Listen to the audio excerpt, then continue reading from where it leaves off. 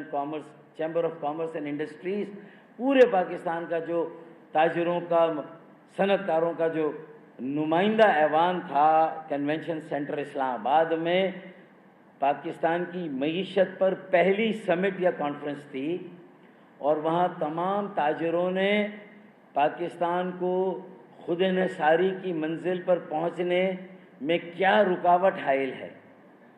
ہم اپنے پیروں پہ کیوں نہیں کھڑے ہو سکے، پاکستان میں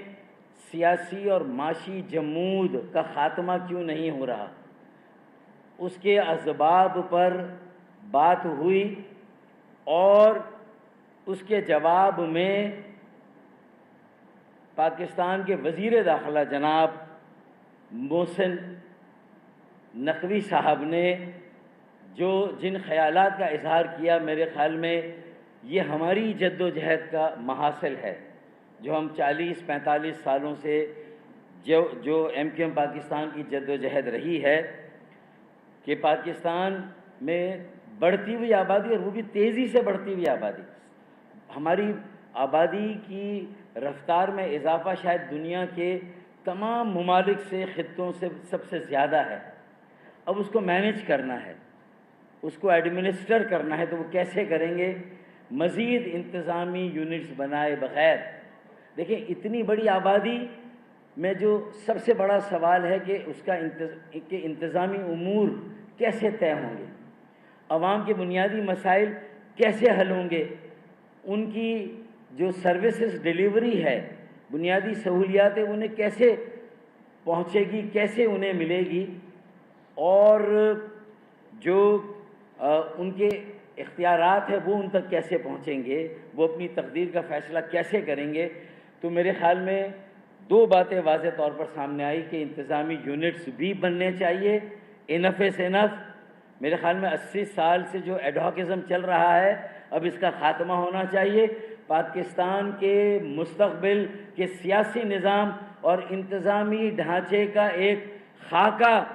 محسن نقوی صاحب نے وہاں پر اپنی دانست میں پیش کیا، جس کو میرے خیال میں جو پاکستان میں اہل رائے لوگ ہیں، جو اوپینین میکرز ہیں، میڈیا کے لوگ ہیں، تاجر اور صنعت کار برادری، اس کے علاوہ قومی زندگی کے تمام شعبوں سے تعلق رکھنے والے لوگوں نے اس کا خیر مقدم کیا۔ تو ایم کیو ایم پاکستان بھی federation of Pakistan chamber of commerce and industry کی اس معاشی سمٹ کا خیر مقدم کرتی، انہیں مبارکباد دیتی ہے کہ انہوں نے اس موضوع پر کہ معیشت سے جو جڑا ہوا سوال ہے وہ پاکستان کا سیاسی نظام اور انتظامی ڈھانچہ ہے، موروثی سیاست ہے، یہ موروثی سیاست ختم نہیں ہوگی۔ اور یہ بھی کہا کہ مالجاتی علاج ہونا چاہیے، علامتی علاج نہیں، کیوریٹو ٹریٹمنٹ ہونا چاہیے، سمپٹومیٹک ٹریٹمنٹ نہیں ہونا چاہیے۔ اور یہ دعوت بھی دی گئی کہ جو پاکستان کے کاکروچز ہیں، لال بیگ، پاکستان کے جو جینزیز ہیں، اب ان کے لیے راستہ ہمیں چھوڑنا چاہیے، اور انہیں بھی پاکستان کی سیاست، معیشت اور معاشرت کی ترقی میں ایک نمایاں کردار دینا چاہیے۔ سیاسی جماعتوں کو اس طرف پہل کرنی چاہیے، پیش قدمی کرنی چاہیے، اور یہ بھی رائے وہاں سے آئی کہ تمام سیاسی جماعتیں اب سر جوڑ کر بیٹھیں۔ یہ نظام انفرٹائل ہے، بانجھ ہے، اس سے لوگوں کی تعمیر و ترقی، پاکستان کی مضبوطی اور استحکام، اور پاکستان کی بقا اور سلامتی کی ضمانت نہیں دی جا سکتی۔ اگر یہ ضمانت حاصل کرنی ہے، پاکستان دنیا میں سر اٹھا کر چلے، ہمارے نوجوان اپنے پیروں پہ کھڑے ہوں، دنیا کی آنکھوں میں آنکھیں ڈال کر آئی ایم ایف کی آنکھوں میں آنکھیں ڈال کر بات کریں، تو پاکستان میں نئے انتظامی یونٹس کا قیام ناگزیر ہے۔ اس کے بغیر یہ گاڑی آگے نہیں بڑھے گی، اور اس کے ساتھ ساتھ جو اختیارات کی منتقلی ہے نچلی سطح پر، اس کا جو ایم کیو ایم کا یہ آئینی ترمیمی بل ہے، یہ اختیارات بھی نیچے منتقل ہونے چاہیے 140A کی روح کے مطابق، اور یہ ایم کیو ایم پاکستان کا آئینی ترمیمی بل بھی 2/3 اکثریت سے پاس ہونا چاہیے۔ تو میرے خیال میں اب کسی بھی بڑی سیاسی جماعت کو لیڈ لینی چاہیے۔ میں خالد بھائی سے ریکویسٹ کروں گا کہ یہ لیڈ لیں، اور یہ انتظامی یونٹس کے قیام اور مقامی خود مختاری کے موضوع پر ہم لیڈ لیں، اور ہم تمام سیاسی جماعتوں کو ایک قومی مفاہمت، قومی جو ہے وہ مصالحت کے ذریعے سے قومی اتفاق رائے، نیشنل کنسنسس کے قیام کے لیے اسی موضوع پر کہ اب پاکستان 10 سال بعد بھی یہی مسائل ہوں گے اور اسی طرح کی بات ہوگی اگر یہی جمہوریت ہے، تو یہ ہے اس کا لب لباب۔ تو اس لیے تو ایک مشورہ تو یہ ایک کانفرنس ہونی چاہیے کل جماعتی، اور اس میں بڑی جماعت اگر لیڈ لیتی ہے تو صحیح، ورنہ انشاءاللہ ایم کیو ایم کو لیڈ لینی چاہیے۔ اور دوسری رائے یہ بھی آئی کہ نئے صوبوں اور انتظامی یونٹس کی تجویز عوام کی رائے ہے کہ اپنایا کہ نئے صوبوں کے معاملے پر پاکستان کے عوام سے رائے لی جانی چاہیے کہ وہ چاہتے کیا ہیں۔ تو پھر میرے خیال میں اپنے اقتدار کے لیے تو انتخابات میں لوگوں سے ووٹ مانگے جاتے ہیں، تو لوگوں سے یہ رائے بھی لے لیں کہ انتظامی یونٹس کے قیام کے لیے کیا پاکستان میں ایک ریفرنڈم کا انعقاد نہیں ہو سکتا آرٹیکل 48 کی کلوز 6 کے تحت؟ تو آئیں اس پر بھی نیشنل کنسنسس کریں اور تمام سیاسی جماعت ایگری کریں، اور پاکستان میں جہاں جہاں جن خطوں میں یا پورے ملک میں یہ ریفرنڈم کراتے ہیں، عوام پر بھروسہ کریں، اعتماد کریں، ان کی رائے لیں اور اس کے لیے آرٹیکل 48 کلوز 6 کے تحت ایک ریفرنڈم کرائیں، عوام سے کہیں کہ بھئی وہ کیا چاہتے ہیں، اور یہ انتظامی یونٹس اور بلدیاتی اور مقامی خود مختاری کے لیے آپ ریفرنڈم کرائیں۔ تو یہ دو ہے، ایک قومی اتفاق رائے، اس کے لیے ایک قومی سطح کی کل جماعتی کانفرنس، اور دوسرا آرٹیکل 48 کلوز 6 پر ریفرنڈم جو ہے وہ ہونا چاہیے۔ بہت شکریہ۔ میرا خیال ہے فاروق ستار بھائی کی اس تجویز پہ ہم اسی ماہ پہ یہ رکھ لیتے ہیں اور کل سے ہم نکلیں گے اس میں اور جہاں تک آج کے نوجوانوں کے لیے فاروق بھائی نے ایک میسج کیا ہے، اپنے وقت کی جنزی بیٹھی بھی ہے جس نے اتنی بڑی تحریک کا آغاز کرایا تھا، سب تعلیم یافتہ 20+40 ایئرس آف ایکسپیرینس ہے خالد بھائی۔ تو ہم اپنے اندر سے، لیکن قیادت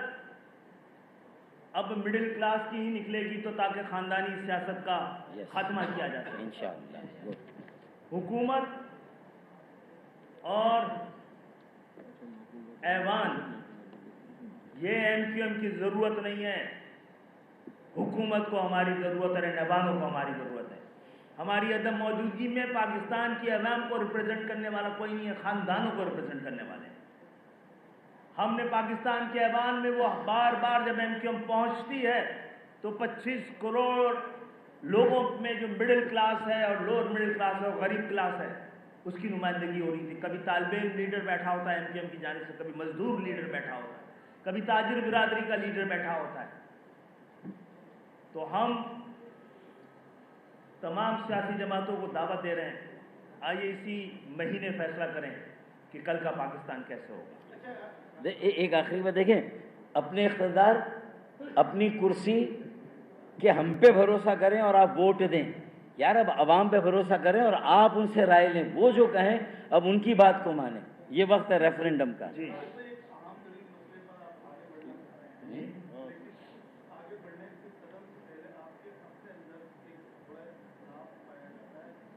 ایم کیو ایم میں کوئی اختلاف نہیں ہے۔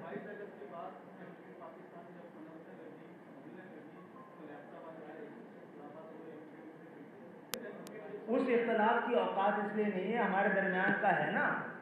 پاکستان کے مسئلے زیادہ بڑے ہیں اور ہے بھی نہیں۔ اب شب آزادی پہ دیکھ لیجیے گا نا کیا کریں۔ ٹھیک ہے، 5 اسٹار پر انشاءاللہ سب ساتھ ہوں گے، ہاں اور کیا۔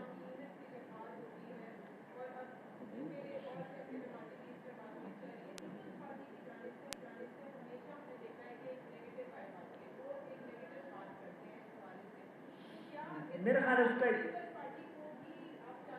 میرا خیال ہے پیپلز پارٹی سے زیادہ ذمہ داری جو ہے اب ریاست کی اور ان لوگوں کی ہے۔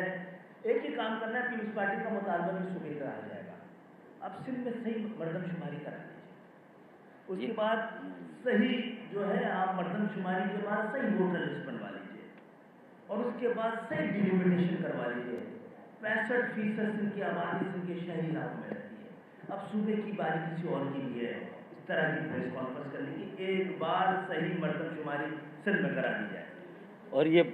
25 کروڑ کی آبادی میں 60% یا اس سے زیادہ لوگ 35 سال سے کم عمر کے بیٹے اور بیٹیاں ہیں۔ اب اگر ان کو مستقبل کی آپ نے امید نہ دی اور انہیں آپ نے سیاسی، معاشرتی، معاشی عمل میں شریک نہیں کیا تو میرے خیال میں یہ ٹکی